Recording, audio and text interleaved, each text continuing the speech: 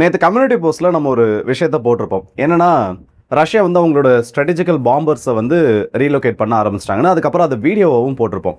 ஏதோ ஒரு பெரிய சம்பவத்தை உக்ரைனுக்குள்ளே பண்ண போகிறாங்கன்னு சம்பவத்தை பண்ணிட்டாங்க. ஆக்சுவலாக நேற்று நைட்லேருந்து காலையில் வரைக்கும் ரஷ்யா KH-101 வகையான க்ரூஸ் ஏவுகணைகளை மட்டும் 52ன்னு சொல்லக்கூடிய எண்ணிக்கையில் உக்ரைனின் மீது வீசியிருக்காங்க. அப்போ உக்ரைன் மேலே ஸ்ட்ரைக் நடக்கிறது சாதாரணமான ஒரு விஷயம் தான். ஆனால் இந்த க்ரூஸ் மிசைல்ஸோட எண்ணிக்கை இன்னைக்கு அதிகமாக இருக்குது. அதுவும் 50ன்றதெல்லாம் ரொம்ப பெரிய ஒரு நம்பர். 2023க்கு அப்புறம் ஒரே டைமில் இந்த அளவுக்கு அதிகப்படியான மிசைல்ஸை உக்ரைன் மேலே ஃபயர் பண்ணுது. உக்ரைனோட கேபிட்டல் மட்டும் கிடையாது, உக்ரைன் ஃபுல்லாக ஃபயர் பண்ணுது. இதில் இன்னும் பெரிய விஷயம் என்னென்னா, ஒரே ஒரு KH-101 மிசைல் உக்ரைனை தாண்டி அப்படியே என்ன பரமசிவம் எப்படி இருக்குன்ற மாதிரி போலாந்துக்குள்ளே போயிடுச்சு. போலாந்து என்ன பண்ணிட்டாங்கன்னா, நம்ம மிசைல் வந்ததெல்லாம் உண்மைதான், ஆனால் வந்து ஒரு 2 கிலோமீட்டர் 3 கிலோமீட்டர் தான் உள்ளே வந்தது. அதுக்கப்புறமா அந்த மிசைல் அப்படியே ஒரு யூட்டனை போட்டு இப்படியே வந்து அப்படி திரும்பி போயிடுச்சுன்ற மாதிரி திரும்ப உக்ரைனுக்குள்ளே போயிடுச்சுன்னு ஒரு வார்த்தையை சொல்லிட்டாங்க. ஆனால் நடந்தது அது கிடையாது. 92 கிலோமீட்டர்கள் வெறும் ஒரு 4.5 நிமிடத்தில் டிராவல் பண்ணி இந்த மிசைல் போலாந்தோட ஒரு பகுதியில் விழுந்திருக்கு. இதில் இன்னும் ஆச்சரியப்பட வேண்டிய விஷயம் என்ன தெரியுமா? அந்த மிசைலில் வார்ஹெட் கிடையாது, வெறும் ஒரு டீகாய் மிசைல் மட்டும். அப்போ உக்ரைன் மேலே ஸ்ட்ரைக் நடத்துறப்போ இந்த மிசைல் உள்ள நுழைஞ்சிருக்கு, அதுவும் டீகாய் ஏவுகணை உள்ள போயிருக்குன்னா இது ரஷ்யா தெரியாம பண்ணல. இந்த மாதிரி ஏகப்பட்ட சம்பவம் நடந்திருக்கு. இது எல்லாத்தையுமே இந்த ஒரு பதிவில் பார்த்துலாம். ஸோ வாங்க வீடியோக்குள்ள போயிடலாம். நான் உங்களுக்கு தம்பிஷாகும் டிபி ட்ரெண்டிங்ஸ்.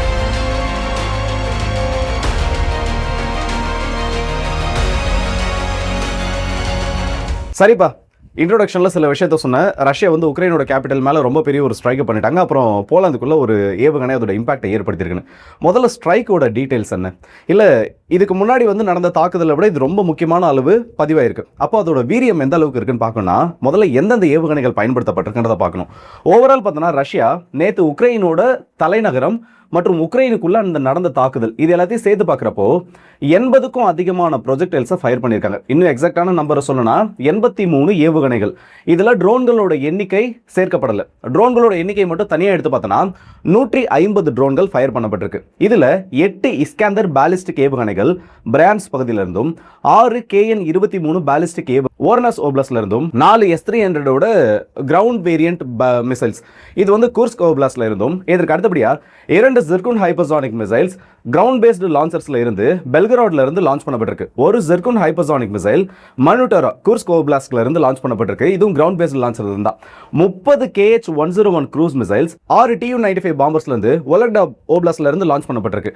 இதற்கு அடுத்தபடியாக 18 KH-101 cruise missiles 3 Tu-160 strategic பாம்பர்ஸ்ல இருந்து இதே செரிபோவ்ட்ஸ் நகரத்துல இருந்து அந்த ஒரு பேஸ்ல இருந்து இது வோல்கோடா மாகாணத்துல இருந்து லான்ச் ஆயிருக்கு. இதற்கு அடுத்தபடியாக பார்த்தோம்னா 8 கலிபர் க்ரூஸ் மிசைல்ஸ் இந்த கிராஸ்னோடார் கிராய் பகுதியில் இருக்கக்கூடிய ரஷ்யாவோட வந்து ஒரு கடற்படை கப்பல் தளத்துக்கு பக்கத்தில் இருக்கக்கூடிய பகுதியில் இருந்து லான்ச் ஆயிருக்கு. ஒரு கலிபர் க்ரூஸ் மிசைல் எந்த பகுதியிலிருந்து லான்ச் ஆச்சுன்னு தெரியல. இதோட அந்த மிசைலோட ஃப்ளைட் பார்த்து பார்க்குறப்போ நோவரசிஸ்க் பேஸ்ல இருந்து இது லான்ச் ஆயிருக்கிறதுக்கான சான்ஸ் இருக்கு. ஸோ கருங்கடல் பகுதியிலிருந்து அட்டாக் லான்ச் பண்ணியிருக்காங்க. இந்த Tu-95 பாம்பர்ஸை எங்கே ஸ்ட்ராட்டஜிக்கலாக ரீலோகேட் பண்ணாங்களோ அந்த இடத்துல இருந்து தாக்குதல் நடத்திருக்கு. குர்ஸ்க் ஓப்லாஸ்ட், பெல்கராட் மற்றும் வாரணாஸ் போன்ற பகுதிகளில் இருந்து ஒரு கம்பைன்டு ஸ்ட்ரைக்கை நடத்திருக்காங்க. இது இனிஷியல் ரிப்போர்ட்ஸ் மட்டும்தான். அதுக்கப்புறமா பார்த்தோன்னா இது ஓவரால் எண்ணிக்கை நீங்கள் பார்த்தோன்னா 48 KH-101 cruise missile, 9 Kalibr cruise missile, 8 Iskander, 6 KN-23 ballistic missile, 4 modified S-300ஓட அந்த கிரவுண்ட் வேரியன்ட் மிசைல் மற்றும் 3 ஜிர்குன் மிசைல் பதிவாயிருக்கும். ஆனால் அதுக்கப்புறமா இந்த ரிப்போர்ட்டில் சில மாடிஃபிகேஷன்ஸ் ஆனது வருது. ஓவராலாக பார்த்தோன்னா 48 KH-101 க்ரூஸ் மிசைல் இல்ல, 52 KH-101 க்ரூஸ் மிசைல் மற்றும் 4 ஜிர்குன் ஹைப்பர்சானிக் மிசைல். இது எல்லாத்தையும் ஒரு சேர பார்த்தோன்னா 83 ப்ரொஜெக்டைல்ஸ்ன்றதை ரஷ்யா லான்ச் பண்ணியிருக்காங்க. சரி, ஓகே, இதுக்கு முன்னாடி நம்ம வீடியோ எல்லாம் பார்க்குறோன்னா ஒவ்வொரு மிசைலும் வந்து பெருசாக எந்த இடத்துல இம்பாக்ட் ஏற்படுத்துச்சுன்னு பார்க்க மாட்டோம். ஆனால் இப்போ 83 மிசைல் ஃபயர் பண்ணியிருக்காங்கல்ல, இந்த 83 மிசைலில் எந்தெந்த இடத்துல தாக்குதல் நடத்திருக்கிறத பார்ப்போம். கொஞ்சம் பெருசாக போவோம், கோச்சிக்காம பாருங்க, எந்தெந்த நேரத்தில் தாக்குதல் நடத்திருக்கிறத பார்த்து முடிச்சிருவோம்.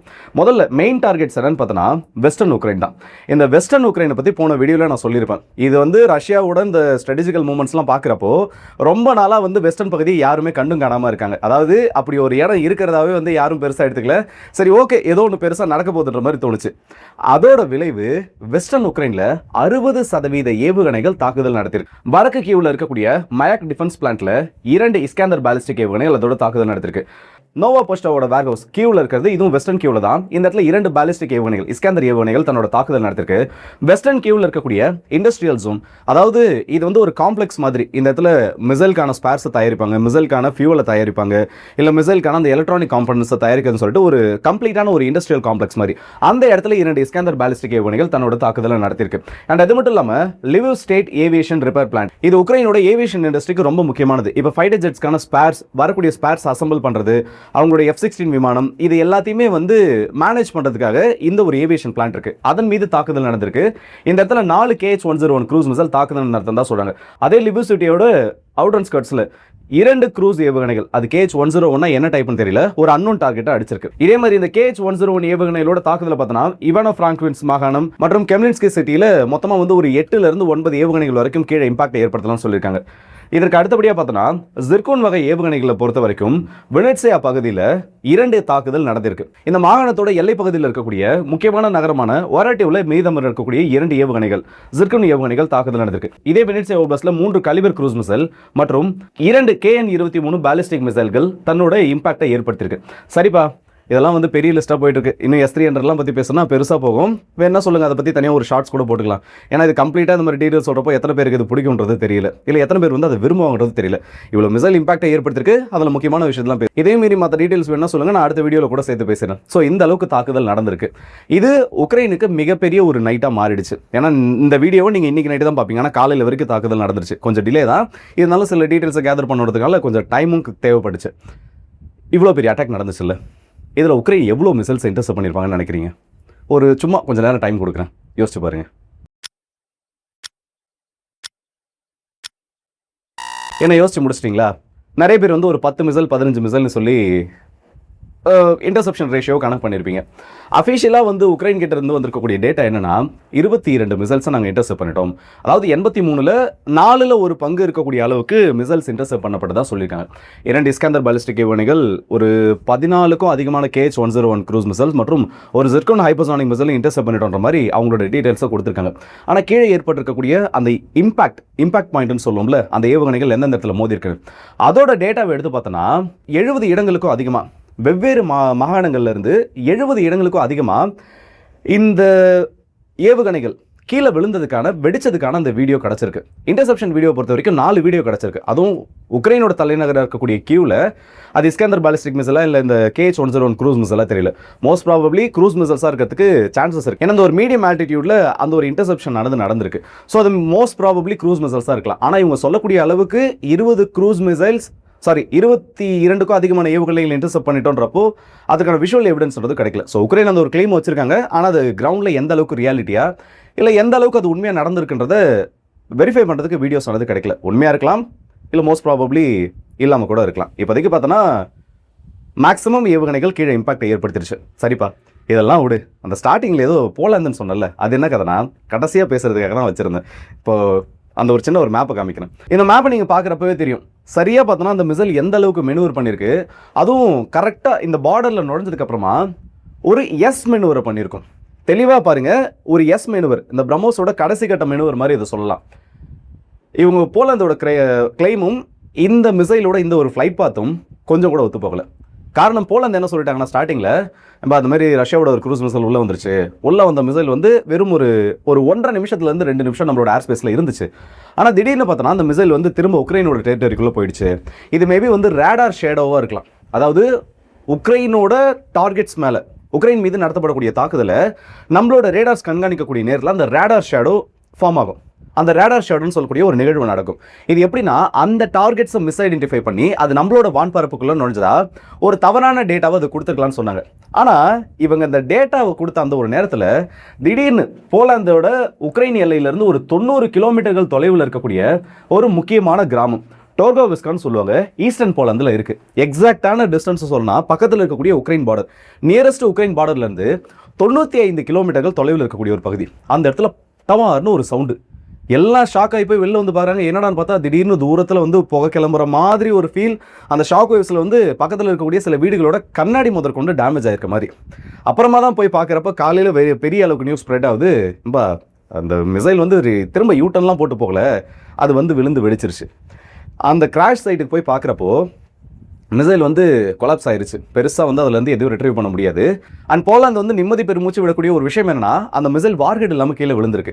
அப்படி வார்ஹெட் இல்லாமல் விழுந்தப்பவே ஒரு நல்ல ஒரு 10க்கு 10 ரூம் அளவுக்கு பெரிய ஒரு ஓட்டை உருவாக்கியிருக்கு கீழே, ஒரு பெரிய ஒரு கிரேட்டரை. இது வந்து ரஷ்யா வந்து பண்ணுறது பார்த்தோன்னா அக்ரஷனான்னு கேட்டிங்கன்னா கண்டிப்பாக அக்ரஷன் தான். இது வந்து ரஷ்யா வந்து தெரியாமல் பண்ணலன்னா யாருனாலையுமே பேச முடியாது. ஒரு மிசைல் உள்ளே போகுது, அதுவும் அந்த மிசைல் வந்து டெக்னிக்கல் ஃபெயிலியர்னால இல்லை எலக்ட்ரானிக் ஜாமிங்னால கீழே வீழ்த்தப்படுதுன்னா அது வேறு. ஆனால் இந்த மிசைல் உள்ளே நுழைஞ்சதை இவங்க ட்ராக் பண்ணிட்டாங்க. அப்படி ட்ராக் பண்ணியும் இவங்களால் அந்த மிசைலை பிடிக்க முடியல. 3.5 நிமிஷம் ஓப்பன் சோர்ஸில் கிடைக்கக்கூடிய அந்த டேட்டாவை பார்க்குறப்போ எக்ஸாக்டாக ஒரு 210 வினாடிகள் வரைக்கும் இந்த மிசைல் ஏர்போனாக இருந்திருக்கு எங்கே போலந்தோட ஏர்ஸ்பேஸ்க்குள்ளே. அப்படி அந்த அளவுக்கு உள்ளே இருந்தப்போ இவங்களால் அந்த மிசைலை இன்டர்செப்ட் பண்ண முடியாது. கடைசியாக அது ஃபியூல் ரன் ஆகி கீழே விழுந்துச்சா இல்லை என்ன, அது வந்து உண்மையிலே இம்பாக்ட் பாயிண்ட் அந்த இடத்துல ஓப்பன் ஃபீல்டில் மற்றபடி எதுவும் பிரச்சனை வரக்கூடாதுன்னு அதை ப்ரோக்ராம் பண்ணி வச்சிருந்தாங்களா தெரியல. அந்த இடத்துல கீழே விழுந்து வெடிச்சிருச்சு. நல்ல வேறையா வார்ஹெட் செக்ஷன் எதுவும் இல்லை, எந்த வீடுகளையும் அதை டேமேஜ் பண்ணல. ரஷ்யா வேணும்னு நேட்டோவை குத்தி விட்டுட்டு இருக்காங்க.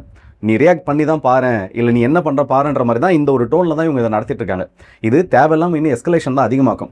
இவங்க நான் விளையாட்டுக்கெல்லாம் சொல்லலை, நீங்கள் அந்த கடைசி கட்ட அந்த மெனுவர் அந்த அந்த ஒரு ஃபேஸை நீங்கள் பார்த்தீங்கனாலே தெரியும். இது உள்ளே அனுப்பிச்சது ஜஸ்ட் வந்து ஒரு டீகாய் மிசைல் மட்டும் கிடையாது. இவங்களோட ரெடினஸை டெஸ்ட் பண்ணுறதுக்காகவும் சரி போகிற போக்கில் அவனை ஒரு தட்டிட்டு போகணுட்டு உள்ளே இந்த மாதிரி பண்ணியிருக்காங்க. நான் சொல்கிறது சில பேருக்கு வந்து அதோட சீரியஸ்னஸ் புரியாமல் இருக்கலாம். ஆனால் இது நகைச்சுவையாக எடுத்துக்க வேண்டிய ஒரு விஷயம் இல்லை, கொஞ்சம் சீரியஸான ஒரு சம்பவம் தான். ரஷ்யா நேட்டோவோட ரெடினஸை செக் பண்ணிட்டு இருக்காங்க. இது உக்ரைனுக்கான பிரச்சனை மட்டும் கிடையாது. நேட்டோவை ரஷ்யா சீண்ட ஆரம்பிச்சிட்டாங்கன்னா நமக்கும் அந்த பிரச்சனை வரும். ரீசன் என்ன தெரியுமா? ஏதாச்சும் ஒரு சைடு எடுக்க சொல்லி பெரிய ஒரு ப்ரெஷரை நம்ம ஃபேஸ் பண்ண ஆரம்பிப்போம். இதெல்லாம் வந்து கான்ஸ்பிரசி தியரி மாதிரி இருக்கலாம். ஆனால் அமெரிக்காவுக்கும் ரஷ்யாவுக்கும் பிரச்சனை முட்டுறப்போ இதனால் வந்து நேரடியாக பாதிக்கப்படக்கூடிய முதல் நாடு இந்தியா தான். இப்போ அவன் கூட போறியா இல்லை என் பக்கம் நிற்கிறியா? இதுதான் முதல் பிரச்சனையே. நம்மளால் ரஷ்யாவையும் விட்டு கொடுக்க முடியாது, அமெரிக்கா பக்கமும் திரும்ப முடியாது. இந்த மிடில் பேலன்ஸ் பண்ணுவோன்னு சொல்லி ஏகப்பட்ட பிரச்சனையை நம்ம வாங்கி வச்சுப்போம். ஸோ கூடிய சீக்கிரத்தில் இந்த உக்ரைன் யுத்தத்தை முடிச்சுட்டு யாரும் இந்த பிரச்சனையும் இல்லாமல் விட்டாங்கன்னா யாருக்கு நல்லதோ இல்லையோ நமக்கு நல்லது. ஏற்கனவே வந்து நேரடியாக அந்த எக்கனாமிக் சாங்ஷன்ஸ் போடக்கூடிய அந்த லா மட்டும் செனட் சபையில் பாஸ் ஆகிடுச்சுன்னா 100% டேரிஃப் நம்ம மேலே விதிக்கப்படும். ஜெலன்ஸ்கி அவர்கள்லாம் கைத்தட்டி ஆறாவாரமாக ரசிச்சுட்டு இருக்காரு இதை. ஸோ அதுக்குள்ளே இந்த பிரச்சனை முடியணுன்றது மட்டும் தான் இந்த டைமில் நான் சொல்ல வேண்டியது. ஏன்டா சம்மந்தமே நம்ம இந்த வீடியோவில் இதை பேசுகிறேன் நீங்கள் கேட்பீங்க. ஏன்னா சார் ஒரு சீரியஸ்னஸ் அந்தளவுக்கு போயிட்டுருக்கு, அதனால கடைசியில் இதை பேசுறது கரெக்டாக இருக்குன்னு தோணிச்சு பேசிட்டேன். ஸோ இந்த வீடியோ பற்றி உங்களோட கருத்துக்கள் சொல்லி மறக்காம கமெண்ட் செக்ஷனில் சொல்லுங்கள். குறிப்பாக சொல்லணும்னா போலாந்துக்குள்ளே ஒரு 3.5 நிமிஷத்துலேருந்து 4 நிமிஷம் வரைக்கும் ஒரு மிசைல் பறந்துருக்கு. ஒருவேளை அது ரியல் டைம் வார் சினரியாவாக இருந்து அது நியூக்ளியர் கேப்பபிள் மிசைலாக இருந்து அப்பயும் இதே மாதிரி இருந்தால் என்ன நடக்கிறது? உக்ரைனுக்கு உதவி பண்ணுறோன்னு இந்த போலாந்து அவங்களோட வான்பரப்பை ஒழுங்காக கவனிக்காமல் விட்டுருக்காங்க. அண்ட் ரஷ்யா வாண்டடாக தான் பண்ணுறாங்க. அதாவது நீங்கள் தெரியாமலாம் பண்ணலை, தெரிஞ்சாதான் பண்ணுறீங்க. அந்த ஒரு நிலைமையில் தான் பண்ணிட்டு இருக்காங்க. அதுவும் இதில் தெரிஞ்சிச்சு. இதை பற்றி உங்களோட கருத்துக்கள் என்னன்னு சொல்லி மறக்காம கமெண்ட் செக்ஷன் சொல்லுங்கள். அண்ட் ஜெலன்ஸ்கி அவர்கள் 83 மிசைல்ஸில் 22க்கும் அதிகமான ஏவுகணைகளை நாங்கள் இன்டர்செப்ட் பண்ணிட்டோம்னு சொல்லியிருக்காரு. ஆனால் விஷுவல்ஸை பார்க்குறப்போ அது கம்ப்ளீட்டாக வேற மாதிரி இருக்குது. இதை பற்றி உங்களோட கருத்துக்களையும் மறக்காம சொல்லுங்கள். ஸோ அடுத்த வீடியோஸ் நிற்போம். அதோடு நிமிடுகிறது உங்கள் ஆர்கே.